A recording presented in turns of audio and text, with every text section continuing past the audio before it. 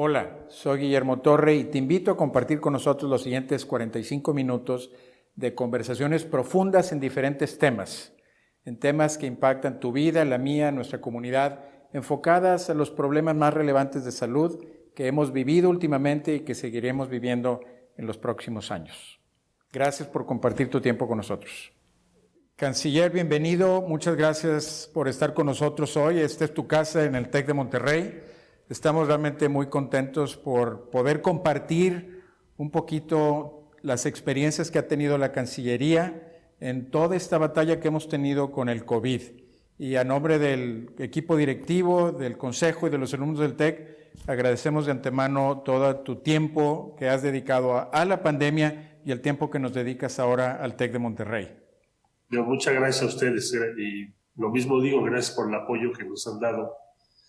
Pues hemos hecho un buen equipo y a la orden seguimos adelante con esa misma experiencia. Muchas gracias, Canciller. Pues mira, la comunidad del TEC y obviamente todos nuestros conciudadanos hemos estado muy preocupados por el tema de las vacunas y una pregunta, y realmente creo que es bien importante que a través del esfuerzo que ha hecho la Cancillería para las gestiones, si puedas compartir con nosotros cuál fue la estrategia, si nos remontamos a marzo, abril del año pasado, de la Cancillería para enfrentar la pandemia. ¿Cuál fue el rol de la Cancillería en la gestión de las vacunas dentro de la estrategia grande de México como país para enfrentar la pandemia? Bueno, nosotros vimos desde marzo, hace un año, que, como bien lo mencionas, que se empezaron a probar vacunas en algunos países. Tuvimos noticia del proyecto de Oxford, merced a presencia de estudiantes mexicanos vinculados al proyecto, que nos pusieron en antecedentes de que esto estaba funcionando bien, ese proyecto. Tuvimos conocimiento también temprano de un ensayo que hizo un instituto en China junto con el ejército de ese país hace un año. Y entonces decidimos formar pues una célula estratégica, por decirlo así, para seguir de manera muy puntual la evolución de las vacunas y que México por ningún motivo fuese a llegar tarde en razón de no haber tomado medidas previas. Entonces el diseño de la estrategia fue ese, complementado, quiero decir, dar un seguimiento y establecer contacto con cada uno de esos proyectos. Después se abrió a otros proyectos conforme fue pasando el tiempo, complementado con una iniciativa de tipo general que fue presentar en el G20. El presidente de la República presentó un posicionamiento en marzo, hace un año, diciendo que debería de haber un esfuerzo global muy relevante para garantizar el acceso de todos los países a tratamientos, a medicamentos y a vacunas desde aquella época. Así lo mencionó. Causó un poco de sorpresa ese planteamiento en el G20 porque no estaba sobre la mesa que pudiese haber vacunas tan pronto. Se pensaba que las vacunas tomarían un tiempo mucho mayor. Total, se hizo ese planteamiento y después se convirtió en una resolución de la Asamblea General de la ONU con ese mismo sentido y fue aprobada por 179 países. De hecho, es la resolución mexicana que ha tenido mayor respaldo en la ONU en toda la historia de las resoluciones que México ha presentado. ¿A qué llevó esa resolución? Acelerar la creación de lo que hoy conocemos como el COVAX, que es una institución multilateral en la que participan prácticamente o casi todos los países del mundo y que tiene como objetivo garantizar el acceso a cuando menos el 20% de las vacunas que van a necesitar todos los países del mundo y que, como ustedes saben, empezó a trabajar hace muy poco tiempo con la primera entrega a Ghana, si no mal recuerdo, en el África. Bueno, entonces la estrategia fue darle seguimiento, hacer esa iniciativa multilateral y establecer los contratos o convenios de precompra con las diferentes empresas en función de la inteligencia y la información de México respecto al avance de cada vacuna. Entonces, esa es una síntesis muy apretada. El rol de la Cancillería, ¿cuál fue? Que es tu pregunta, y concluyo para esta respuesta. Bueno, en virtud de que México no es un productor de vacunas, cosa que habrá que discutir, y creo que es la gran lección de esta pandemia. ¿Por qué México no produce las vacunas o tiene la posibilidad de producir las vacunas que podría estar determinado por su grado de desarrollo y de avance económico? Bueno, el caso es que como no las producimos, era obvio desde un principio que se iba a requerir una acción internacional de gran intensidad y por lo tanto tendríamos que conseguir las vacunas de otros países que estarían buscando al mismo tiempo que nosotros en una gran división del mundo en dos grandes conglomerados. Uno muy pequeñito, que son los que producen la vacuna, y uno muy grande, que son los que importamos la vacuna.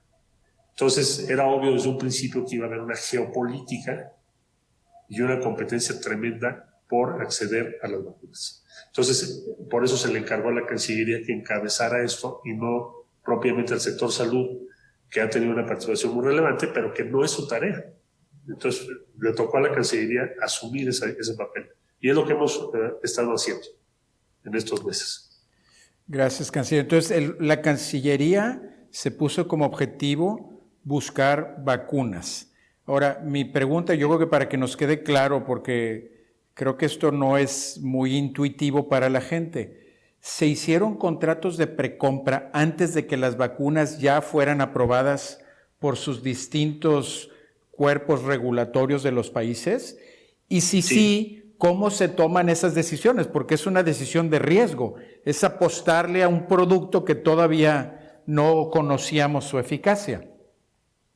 Tienes toda la razón y además ni siquiera está claramente establecido cómo funcionar en un caso así. Bueno, lo que se hizo fue tratar de organizar un procedimiento, un proceso que sintetizo, que es con la información disponible por fuentes científicas más la inteligencia que se pueda llegar a la Cancillería, se hizo una estimación junto con el sector salud y expertos independientes, entre otros, tuvo una participación muy destacada, y otras personas que nos hicieron favor de ayudarnos sin ningún interés, para darnos sus comentarios, sus opiniones o su valoración sobre la información disponible de cada uno de los proyectos de vacunas. Nos apoyamos también en la Organización Mundial de la Salud, que tiene, como ustedes saben, una especie de tracking de cómo van evolucionando las vacunas. Y de ahí se determinó, primer criterio, cuáles van a ser las vacunas que tienen probabilidades de estar más tempranamente disponibles. Esa fue la primera evaluación que se hizo. Eso explica por qué México buscó, por ejemplo, el contrato de precompra con Pfizer desde julio, agosto, y se firmó en octubre un acuerdo de precompra, porque estimamos que esa vacuna tenía muy altas probabilidades de tener, pues digamos, una presencia temprana en el mercado, a pesar de una gran incertidumbre sobre la tecnología. Es una tecnología nueva, no evaluada. Bueno, entonces, hacer ese primer cálculo de ahí determinar cuáles son las que van a llegar más temprano y hacer una estimación de cuál podría ser su eficiencia estimada. Aunque hay diferentes criterios, no me meto a esa discusión técnica, que es eficiencia, eficacia, hay una serie de consideraciones, pero ¿cuál puede ser la valoración del equipo científico de México respecto a cada una de las vacunas? Por ejemplo, la Secretaría de Salud nos dijo, nos interesa mucho la de CanSino, nos lo dijo tempranamente. Entonces, por eso fuimos a hacer toda la gestión en China, o lo mismo que ya mencioné de Pfizer, o en el caso de otras vacunas como AstraZeneca, también de manera temprana se determinó que era muy interesante, además por la dimensión que Oxford le dio de ser una vacuna que no tiene ningún fin de lucro, por lo tanto la más barata en el mercado, y se basa en un principio de transferencia de tecnología. Cada región del mundo está fabricando sus vacunas. Bueno, entonces ahí se llegó considerando esos criterios, se llegó a una primera determinación que es, vamos a hacer dos cosas. Vamos a hacer un acuerdo precompra con Pfizer, con AstraZeneca, con CanSino, que son las que nos han determinado el equipo científico de México, que podrían ser las que estuviesen más temprano en el mercado y que tienen buena perspectiva de sus efectos. Y tratemos de buscar otras como Moderna, por ejemplo, que sabemos que también los países de Europa y de Estados Unidos consideran que es de muy alto rango. ¿Por qué con Moderna no hicimos precompra? Porque Moderna siempre nos dijo que no podía surtir antes del segundo semestre a México. Y entonces eso la ponía en una calificación diferente, porque se salía del espectro de tiempo que necesitábamos tener. No quiere decir que en el futuro no se vaya a utilizar, pero explico esto porque alguien podría hacerse la pregunta muy obvia, bueno, ¿y por qué Moderna no? Ese más o menos fue el proceso al que se llevó. ¿Cómo manejas el riesgo? Bueno, eso es todo un desarrollo administrativo a cargo, digamos, de otras áreas, no propiamente de la Cancillería, pero se resolvió con un mecanismo que es, tratas de dar el menor anticipo posible con la mayor devolución posible en caso de que esa vacuna no obtenga la autorización por parte de las agencias regulatorias. En el caso de la mayor parte de los contratos que yo he visto y hemos estudiado, esto se ha hecho de esta manera, con diferentes tipos de combinaciones, pero entonces el riesgo que asumes en realidad sí tienes un riesgo, pero es muy menor respecto a la utilidad que puede tener, como se demostró, por ejemplo, en el acuerdo de Pfizer. Si no hubiésemos hecho ese acuerdo, pues simplemente no habríamos tenido en diciembre vacunas y probablemente se habría retrasado mucho más de lo que hemos visto en la dificultad de acceder. Entonces, esos fueron los criterios. No es una determinación solo del gobierno, eso lo quiero aclarar.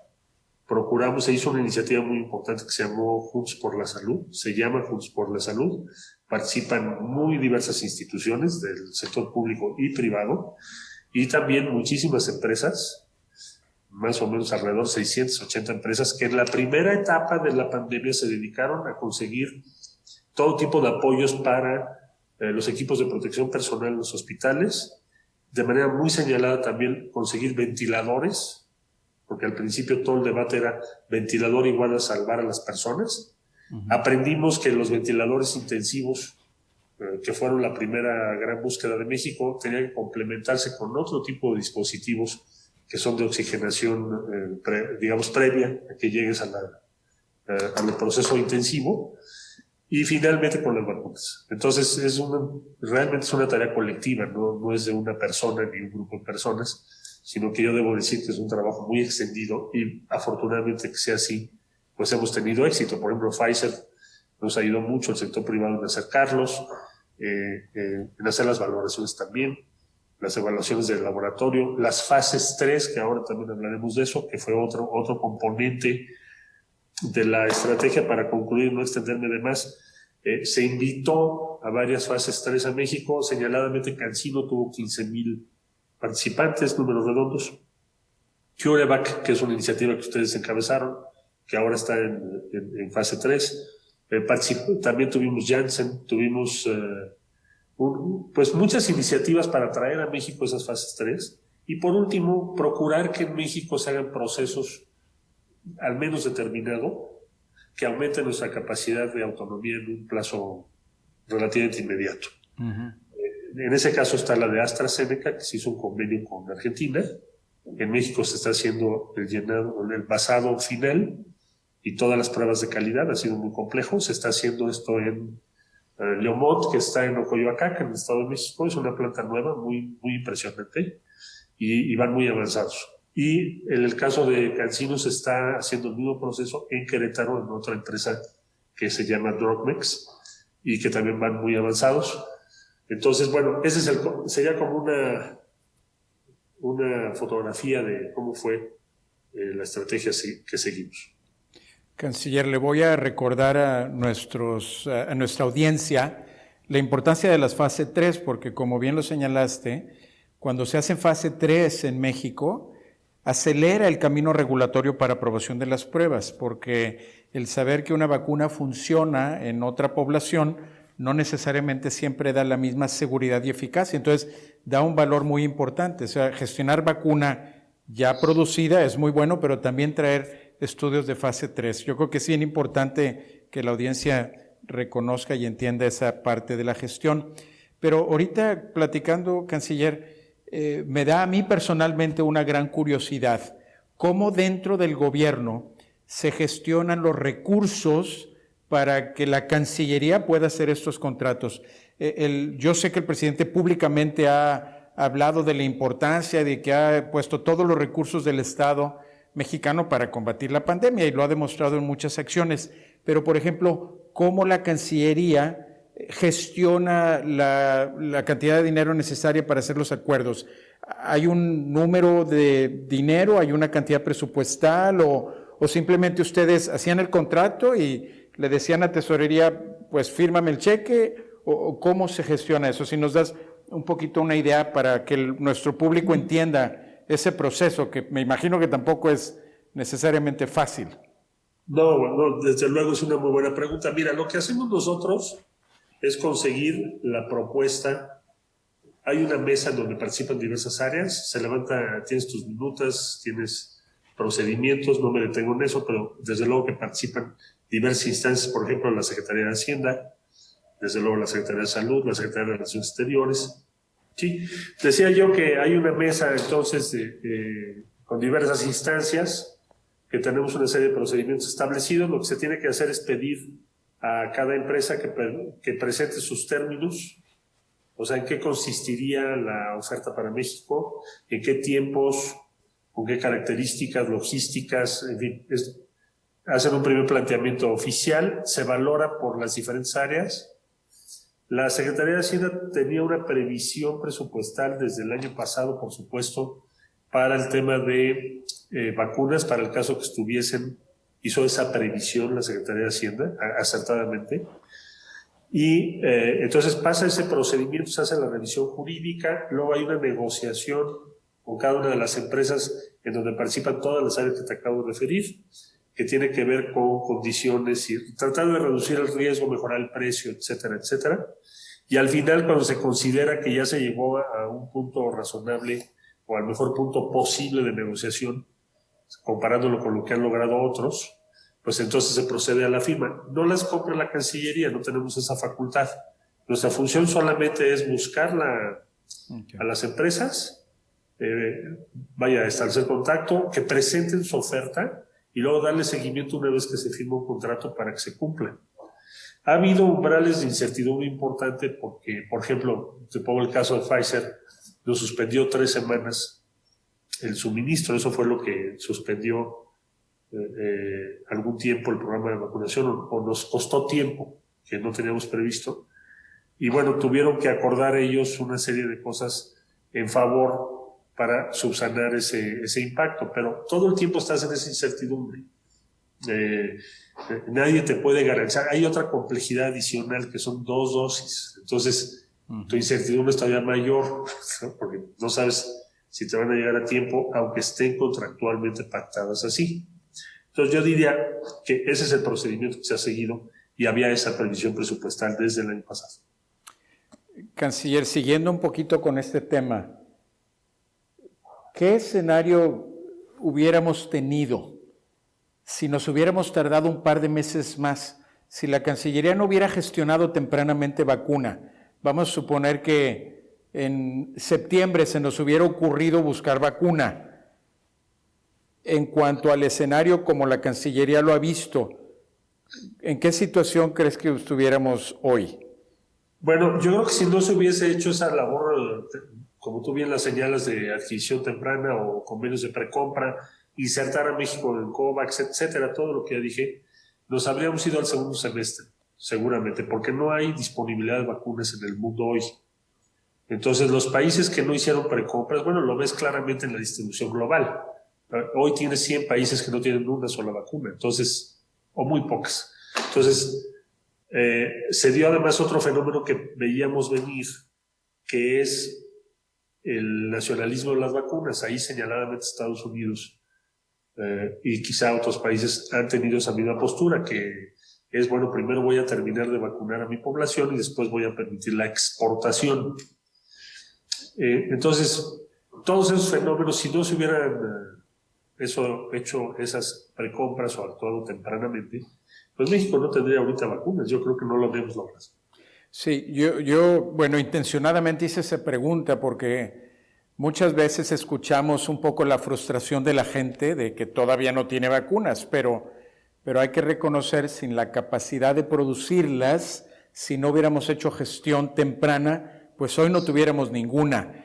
Y voy a aprovechar este momento, canciller, porque pues nosotros en TecSalud y a mí como representante de la dirección del TEC en TecSalud, pues recibo mucho agradecimiento de la gente que se ha vacunado.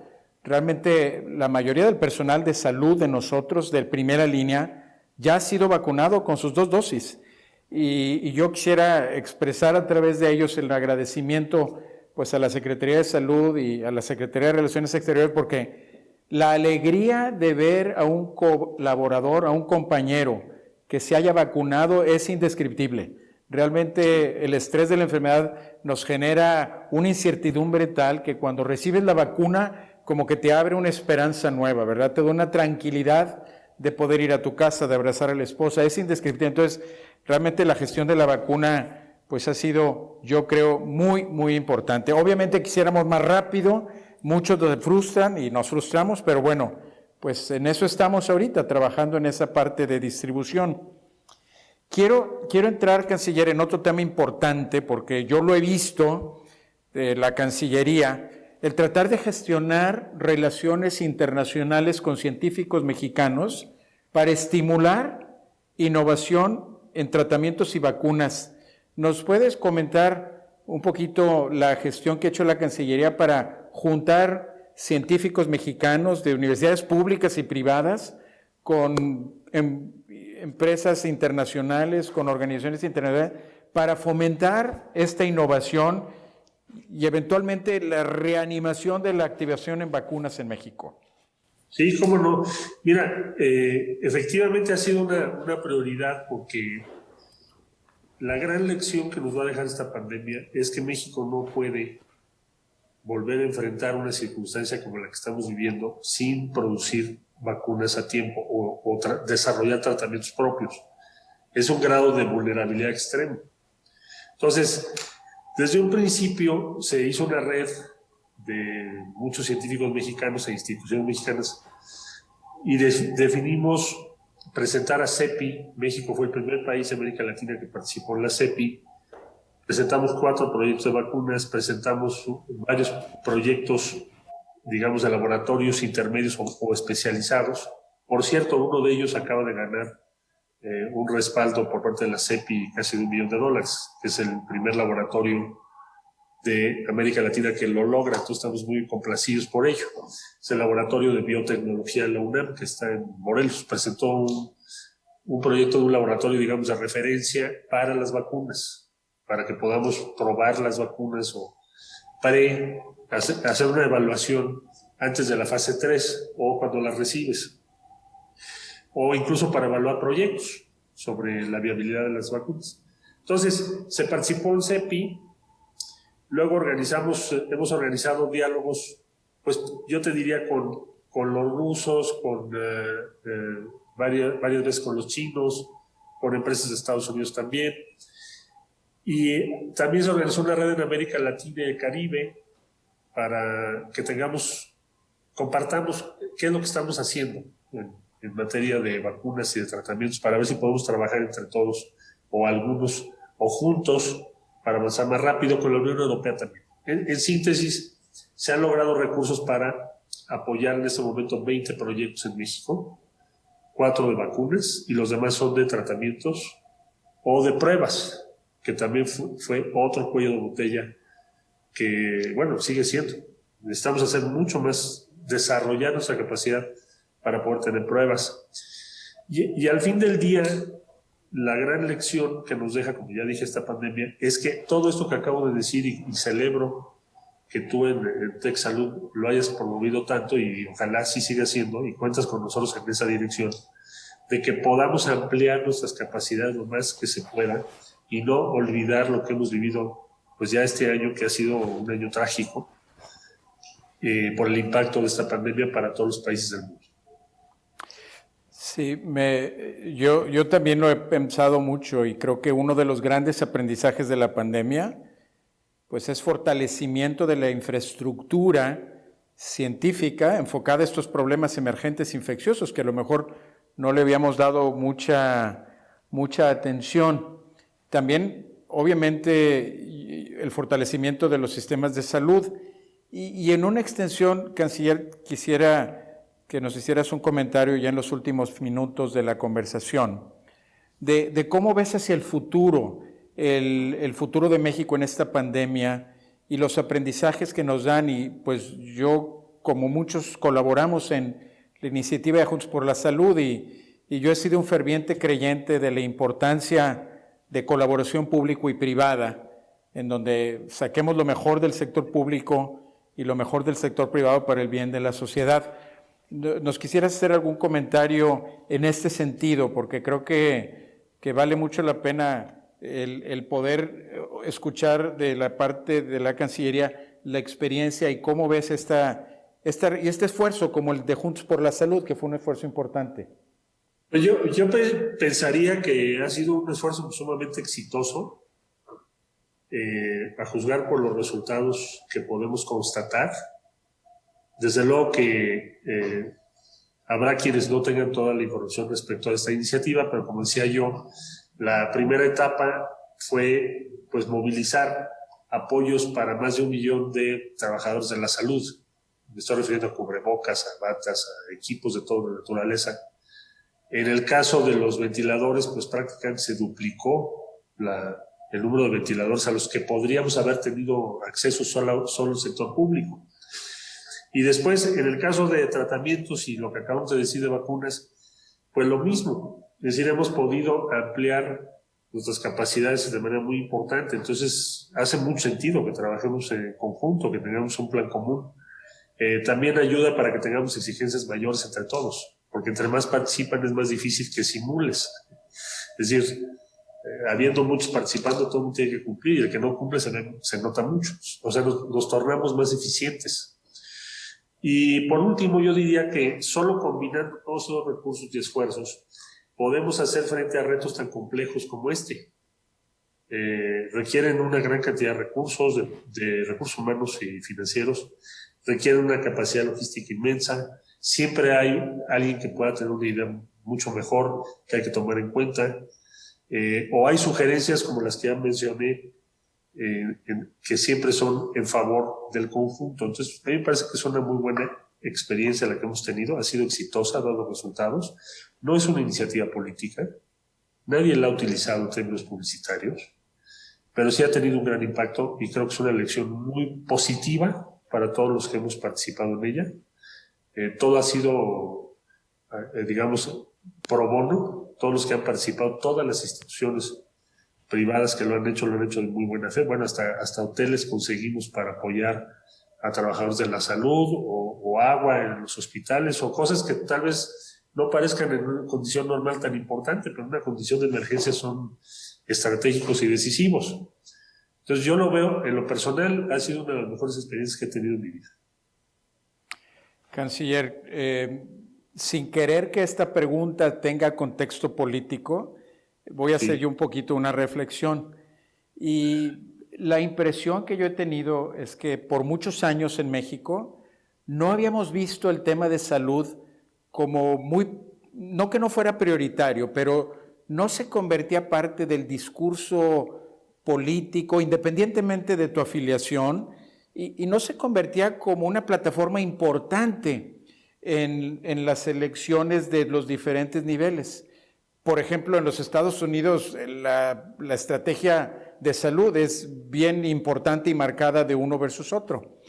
Yo quisiera pensar que desafortunadamente con el tema de la pandemia, todos, y yo lo he visto porque la Cancillería pues prácticamente ahora todos les deberíamos de dar un título pues en salud de alguna forma, porque se han convertido expertos en vacunas, en infecciones, en pruebas, y la gente en economía ha aprendido parte de la economía de salud.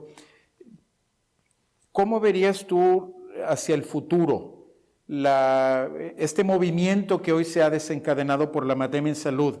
¿Crees que podrá mantenerse un movimiento importante hacia el futuro en hacer una reforma importante en el sector salud? Y yo sé que pues, el gobierno actual tiene sus ideas y lo está promoviendo, pero esto debería de sumar pues, a más sectores interesados en una transformación importante en el sector salud.